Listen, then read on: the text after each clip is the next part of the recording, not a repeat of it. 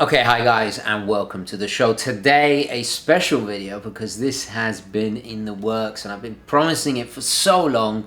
A guide to buying watches for women. Long overdue, I do apologize, but finally we get here. Now, I gotta be honest, I didn't know where to start because there's just so many watches out there. It's quite a complex process of trying to understand another person's taste. So whether you're buying for your mother, your sister, your girlfriend, your wife, your fiance, today I should have you covered. Now, where to start? Well, in a moment we'll roll the intro and we'll take a look at my wife's collection because I think it really exemplifies watches of all price ranges. She has a particular taste, and hopefully that will demonstrate to you how I've kind of picked up on that and how I've come to understand her taste and then bought presents for her, gifts, you know, birthdays, etc. So before I roll the intro and get into this state of the collection, I am gonna do my wristwatch check, and yes, I'm wearing the Flighty. A bit predictable. I've been enjoying it a lot more recently.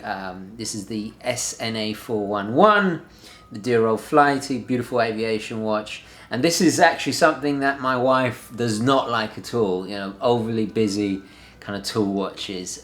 But you'll see what she likes in just a moment. So let's roll the intro and take a closer look at my wife's watch collection.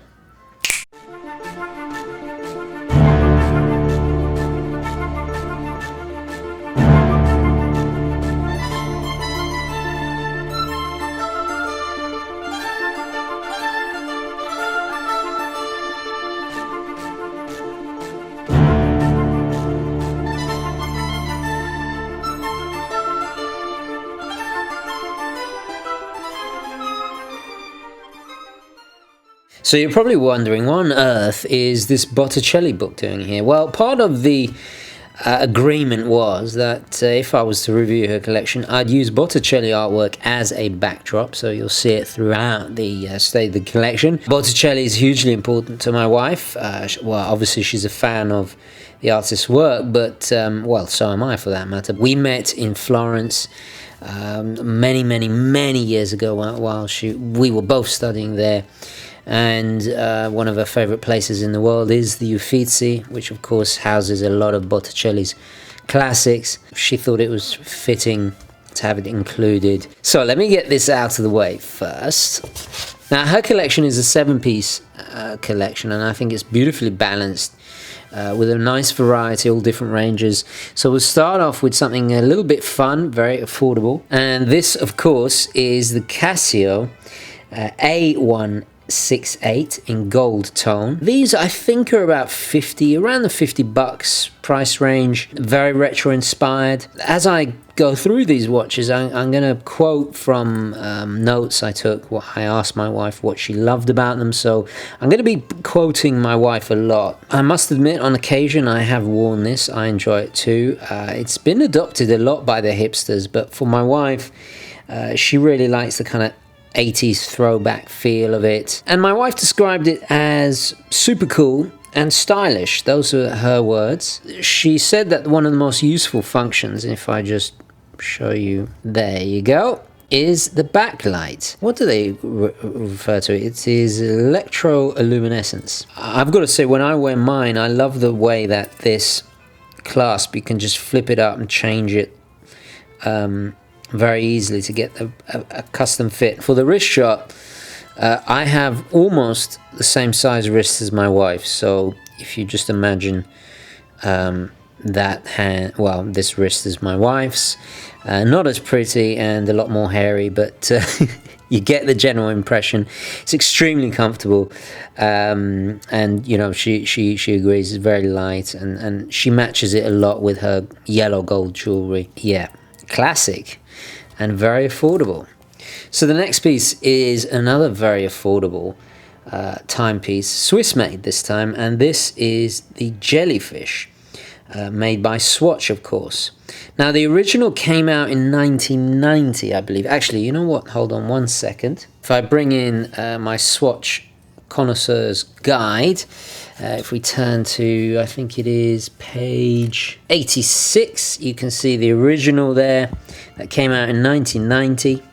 And it's called Jelly-fish. Now, the one I have is a slightly later version, and it actually has the date on the top. It's from 1998, and as you can see, the name, well, as the name so justifiably implies, it's completely transparent. It's a quartz piece, obviously. Oh, and if I didn't mention the Casio's digital, I mean, it's fairly obvious. So we get a little cell battery in there. And what is really cool, you can see the inner workings of the quartz movement. And there's no date, just a simple three-hander. I actually tracked this down on the used market, and they're getting quite hard to find. The value of these are going up. If you happen to have one in the box, they become extremely collectible. So this is a little 34mm piece. These days, Swatches come in a lot larger sizes, although you can get 34. This originally was a men's size or unisex. Now the smaller sizes are designated for women, which I think is a little bit silly. But it's a really cool and intriguing piece. I actually bought this for myself. It slowly just became part of my wife's collection, as she just loves to wear it. And quite understandably so. It's very thin, very comfortable. It wraps around the wrist beautifully. It's very light. It almost kind of works as a dress watch. It's fun, it's lively. My wife said that she really liked the 90s look of it. She said that it reminds her of jelly sandals and plastic inflatable furniture, which were big in that decade. She wears this often to the beach. This is her kind of beach watch, although she says not in the ocean, exclamation mark. It's the kind of fun weekend watch of my wife's collection. Definitely a wild card, and very cool indeed. The only negative I would point out about these transparent pieces, especially the clear transparent, is if you could see, they do become discolored over time. You can see the buckle there. This I think I got for 30 or something like that. Like I said, they are becoming very collectible, and funnily enough, going up in price. So a very cool, lovable piece indeed. Okay, next we have a true icon, probably one of the most affordable icons of all time, and it is of course the Casio F-91W.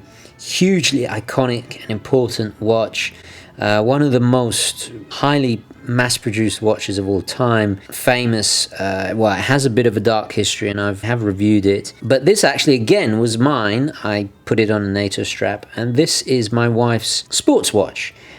She wears this when she goes to yoga or she does Pilates. She says that she enjoys the military colors of the strap, which I put it on, intended for myself, but like so many of my watches, my wife just tends to borrow them, and that's fine. I love it when she borrows my watches. It's wonderful to share this hobby. So a digital watch again, and pretty much the same setup as the gold tone Casio we had previous. She loves the utilitarian look of it. My wife does wear black a lot. She matches this, especially when she wears her high top all black Converse. So when she's ultra casual or being sporty, this is what she wears, and it's really, really cool. You can pick these up for about $10 brand new. And like the previous Casio, you know, you get all the standard functions: day, date, 24-hour time, stopwatch, if you just cycle through, alarm. And if you do want to change the strap, I did a video showing how to do it. This is an 18mm military, I think it's British Army camouflage. Very easy to do. And in fact, actually, the irony is the strap costs more than the watch. But yeah, but the coolness factor, priceless. So the next piece is the first mechanical timepiece in the lineup, and this is the SARB033. This actually used to be my watch. Well, you can see a pattern developing now. But actually, this is the last watch that my wife appropriated off me, I guess. Now, as you can see, it is an automatic. It is an utterly amazing watch. It's a Japanese domestic model. These are priced at, I think, about 400, 300 to 400. A beautiful black glossy dial with a chapter ring, indices, Seiko loom, and the display back, and you can see the legendary 6R15 movement in there ticking away. And my wife likes it on this genuine crocodile. I think this is by Swiss Tech. I have reviewed this strap as well. Have a look back in previous videos. The emerald green, I think, really matches the black dial, and I can see why my wife loves this combination. So my wife described this watch as chameleon-like in the way that it pairs with a lot of straps, and I've got to say it is an absolute strap monster. It's very compatible. It's understated. Well, it appears understated. It's deceptively simple, but actually, if you really look at the watch, there's a lot going on. The different polished surfaces, detail in the faceted indices, and the applied Seiko logo. It's a date model, as you can see. Beautiful dolphin hands and that needle-like seconds hand. I love this movement. I rate it highly. Extremely robust, and well, you guys know I've talked about this watch many times. One of the best watches in its price category, and still going strong to this day. My wife remarked that what she likes most about this watch is the fact that its design is simple and yet very tasteful, and I got to agree. So on the wrist, it's I think it's a 38mm, a little larger than what we've featured so far. Wears extremely comfortably, mainly due to those curved lugs that angle downwards beautifully. Really does hug the wrist. And I think the water resistance was 100 meters. Let me just check on the back. Yeah, 100 meters. Wonderful stainless steel watch. Fantastic. Almost any situation type watch. So let me just move those to the side a bit. And this is the Hamilton Intramatic.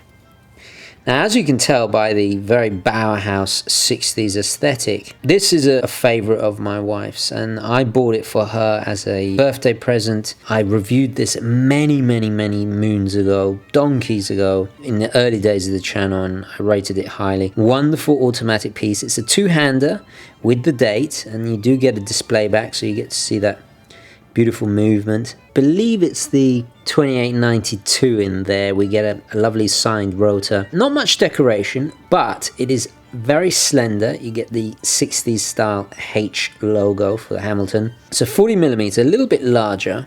Comes on a bracelet. But it wears incredibly well. It's a perfect dress watch. So what did my wife say about this watch? Well, as we mentioned earlier, she adores black. She thinks that this watch just goes with absolutely anything, and I have to agree. Its minimalist style is very versatile. She's also a big fan of the bracelet, which was one of my favorite aspects of the watch when I reviewed it. I remember when I sized this, I was impressed at how many parts the bracelet had. It's quite intricate. She said it feels like jewelry, and it certainly has that effect. The watch has quite subtle little nuanced refinements, such as the pelage work in the butterfly clasp. Get a beautifully domed sapphire glass there, so very robust. Oh, and by the way, I forgot to mention the SARB is a hardlex, which is good as well, but not scratch resistant as the sapphire here. Beautiful sense of balance and symmetry with the date at the 6th. Now, my wife says she enjoys the minimalist design, which is her preferred style, especially when it comes to clothing and jewelry. She says it works well both casual and elegant attire. Price-wise, I think the Hamilton, I'm not sure the current prices, but when I bought this, we're looking under $500. I think around the $400 mark. Anyway, moving on. So now onto the luxury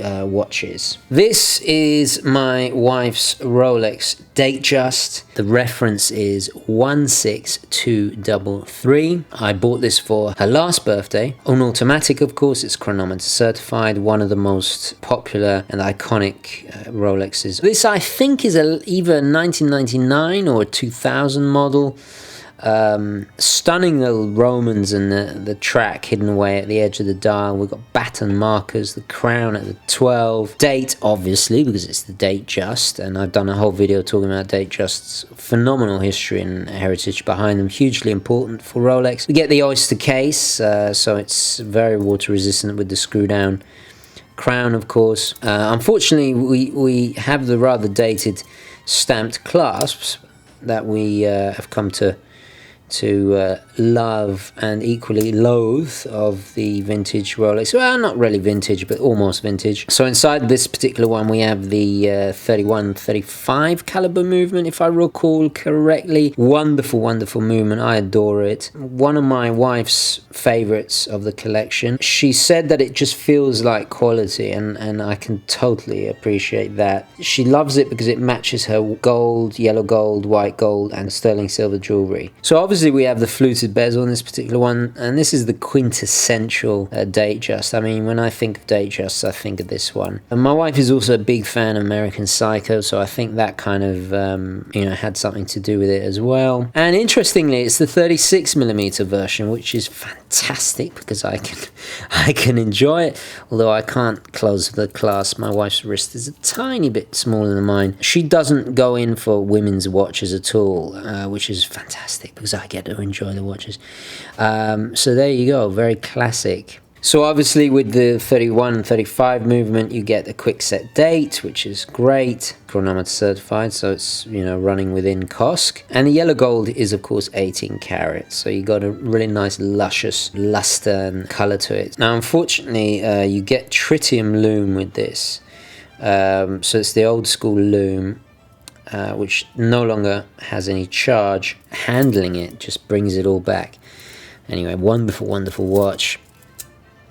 Prices on these, I think we're looking about 3,000 to 4,000 on the used market, and of course you can buy DateJust new, but I recommend buying them used. I think especially these ones are great value, and they keep their value well too. So the last watch in my wife's collection is the Cartier Tank. Now I also bought her this for her birthday. One of the most, in my opinion, underrated iconic watches of all time. I mean, it's 100 years now. When did it come out? I think it was 1917? Fundamentally, they haven't changed that much. You get a staggering amount of refinement, considering this, yes, it is a quartz, but you get beautifully, very subtle little bits of craftsmanship, like the blued hands, like the sapphire cabochon in the crown, dial with the Roman numerals. Again, all features instantly recognized. I feel a lot of people are going to mistake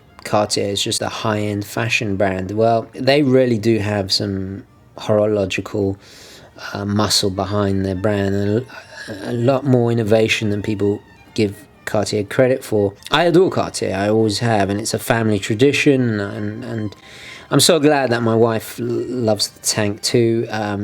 Bit of a Claire Underwood fan, and Jackie Onassis had one as well, and I think it was only fitting that I continue the family tradition and give my wife a Cartier Tank. My mother has one, my aunts own them. In my family, the women wear Cartier Tanks and the men wear Jaeger-LeCoultre. It was only right that somebody as cultured and as refined and as elegant as my wife has one too, and she loves it. It's very thin.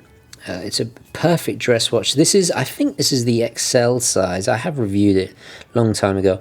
So again, it fits me perfectly, and it's unisex, this particular version. I asked my wife what she liked about it. She loves the alligator, genuine alligator strap. She says it feels very luxurious. She loves the little pop of blue in the sapphire and the matching blued hands. And she says that this is the watch that she gets a lot of compliments on. Probably the most compliments, because I think where she works, all the girls tend to be Cartier fans, and it's instantly recognizable. I think also that she enjoys the fact that it's quartz. She doesn't have to set it, which is something I feel it's difficult. I don't want to stereotype, because I change my watch quicker than the weather changes, but generally women tend to take more time considering their outfits and matching watches to their outfits. So being quartz, she doesn't have to set it. Also, it doesn't have a date. So I think that's a great thing to consider. My wife also likes the fact that it's very understated and obviously a very classy choice. Now, in terms of costs, you can actually pick these up for remarkably great prices.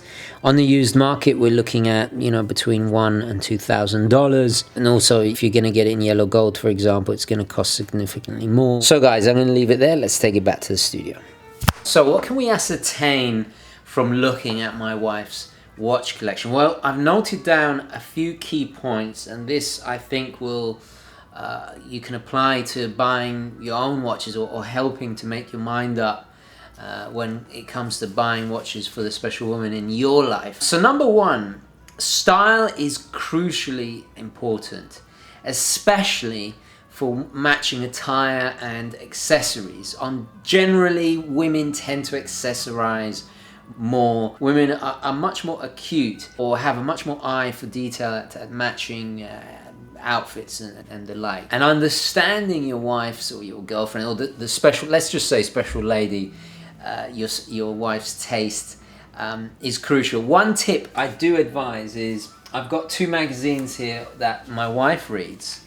One is Harper's Bazaar, and the other is, I think it's Elle or Ellie or Elle or whatever it is. A really cool thing to do is flick through, have a look at the adverts, or even sometimes they have articles on watches for women, and ask her which one she likes, what she likes about particular watches, and then you start to build up an idea of your wife's taste. Sorry, I keep saying wife, your special lady's choice when it comes to buying watches. Also, pay attention to your wife's outfits, what kind of colors she goes for, that kind of thing, because you're going to want to match it, especially if she wears precious metals, if she's more into sterling silver or gold, yellow gold tone or rose gold, whatever. Pay attention to that as well. So style is number one. Number two, if you notice looking at my wife's collection, the designation of the gender that the watch was specified for was completely irrelevant. Pretty much every single watch my wife has is arguably unisex. However, my wife does draw the line at kind of very masculine tool watches. She doesn't like divers, well, not yet. She doesn't like pilot's watches, not yet. Again, you have to pay attention to ask her what she thinks of the watch you're wearing, to give a better impression. Now, we've seen in the last decade the rise of the boyfriend watch, and I think that was spurred on by the boyfriend shirt. You know, this style of wearing an oversized shirt that was borrowed from your husband or something. I've seen women do that a lot. I can't talk for fashion. I have no idea about fashion. It kind of permeated and leaked into watches. So you saw actresses wearing usually more masculine watches like Submariners and Rolex Daytonas, that kind of thing. Okay, so that was point two. Number three, price is also irrelevant. I think what my wife's collection wonderfully demonstrates is that she enjoys watches of all levels. She hasn't got into the horology tier yet, although I have asked her what she'd like next, and we'll get onto that in just a moment. I asked her if she enjoys luxury more than, entry level, and it's about the same, which is very refreshing because obviously she's not a watch snob. So yeah, I think that's wonderful. So it really, money is not an issue. However, not everybody's like that. The special women in your life may have very luxurious tastes, who knows? If you noticed, I think a lot of what I've been talking about in terms of when it comes to buying watches for men, well, I never actually said specifically it was for men, all my videos in the past. All of it could easily quite apply to buying a watch for women as well. I feel that the only thing that my wife is very adamant on is the size not being overly large. That is the same for me. I mean, she doesn't wear anything over 14 millimeters. I think that the Hamilton is the largest watch there, 40 millimeters. And actually that goes into my fourth point. Don't buy oversized watches. Obviously, I would recommend, if your wife can, try them on, and if you look back at actually any of my buying guides, you can apply it to women as well. Lugs not overhanging, that kind of thing. An oversized watch looks just as clumsy and as déclassé as on a woman as it does a man. Okay, the fifth point I think that's important to note is the role of quartz. Half of them, or most of them, are quartz or digital watches in my wife's collection. We see quartz here being utilized in a different way to the tool watch that we're so used to talking about. With men's watches, or typically men's watches, quartz watches are there for accuracy and robustness. This time, however, for women, because they change their watches so frequently, to match attire. And also I think it's important to note here that my wife is a city professional. You know, she doesn't really have time to wind and set a watch. She's often in a rush, you know, typical New York lifestyle. Quartz and not having to set it, and because she changes her style frequently, you know, I do tend to do that too, but that's only because I'm so obsessed with watches and I have so many. But normal people, who wants to be normal?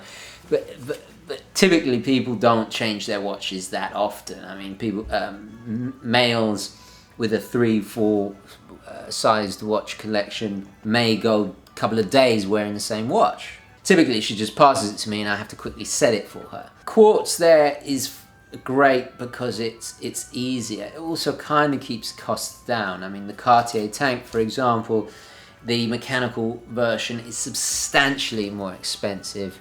And also you've got to think about servicing and all the rest of it. Okay, number 6, and this is beautifully epitomized in my wife's collection, and that is to buy classics. All of my wife's watches are classics in some regard. The Hamilton even is a reissue of classic vintage Hamiltons from the mid-century. The classic aesthetic, and I've said this many times, don't buy watches that are part of a trend or a fad. And I think fashion watches especially fall victim to this. And you'll notice there are no fashion watches in my wife's collection anymore. I think the message is getting out there that for the same money as a fashion watch, you can buy quality, beautifully crafted timepieces that have some horological merit to them. One thing I really want to stress here is enjoying this passion, this hobby together with a loved one is priceless. The other day we were watching, I can't remember what we were watching, but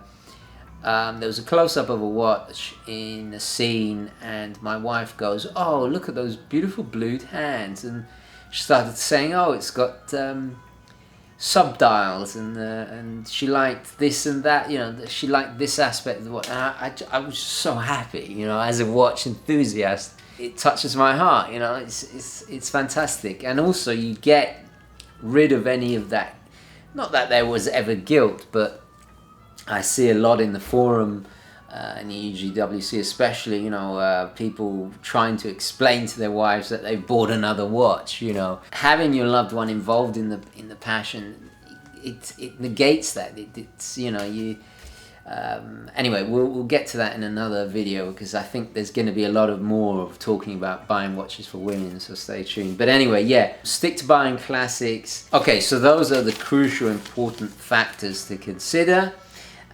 But the fundamental question remains, what does my wife desire next for her collection? She really likes the Vacheron Constantin Patrimony, the very simple, no complications. And actually that's an interesting thing I did notice about my wife's collection. There's not that many complications there. Yeah, it pleases me no end, and I feel it will suit my wife perfectly, because she is as equally sophisticated and classy. So I think the VC Patrimony is a great choice. And also what I'm really happy about is that she doesn't just want that, but she also wants more swatches, which is fantastic. I think she enjoys the fun and exuberant aspect that Swatch offer, and the incredible value for money. She did also say she rather fancies a yellow gold version of the Cartier Tanks. Same watch, just in yellow gold. Yeah,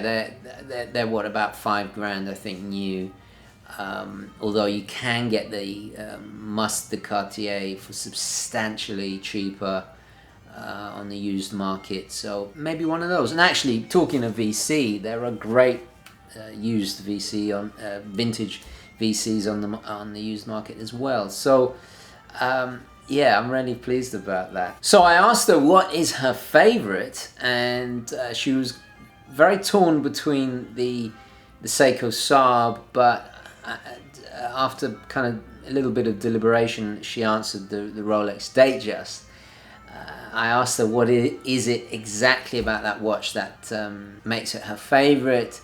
And I think it is the versatility in matching her jewelry. She also likes the fact that it's got that pizzazz of yellow gold with the champagne dial, but without being too gaudy, without being too ostentatious or loud. You know, there's no diamonds there, but yet it has a really nice presence to it. So that's really cool, and I think she also appreciates the fact that it's quite a tough, robust watch. I love my wife's collection. I think it is pure class in her way, and it really almost personifies her personality into. You can really see it. I mean, she has got such tremendously good taste. So yeah, like I said, it's wonderful to share this hobby together. And stay tuned, guys. I will be doing more videos precisely on buying watches for women, but I thought this was the best place to start, to look at the collection and pick it apart a little bit and see what we can observe and learn about buying watches for the special lady in your life. So I hope it's been useful to you. Please let me know your thoughts, queries, comments, opinions, all the rest of it down below, and especially what you'd recommend for my wife to take a look at, what she should consider next. So anyway, guys, thank you very, very much for watching. Please don't forget to like this video if you enjoyed it and found it useful, and as always, guys, I will catch you in the next one. Okay, ciao.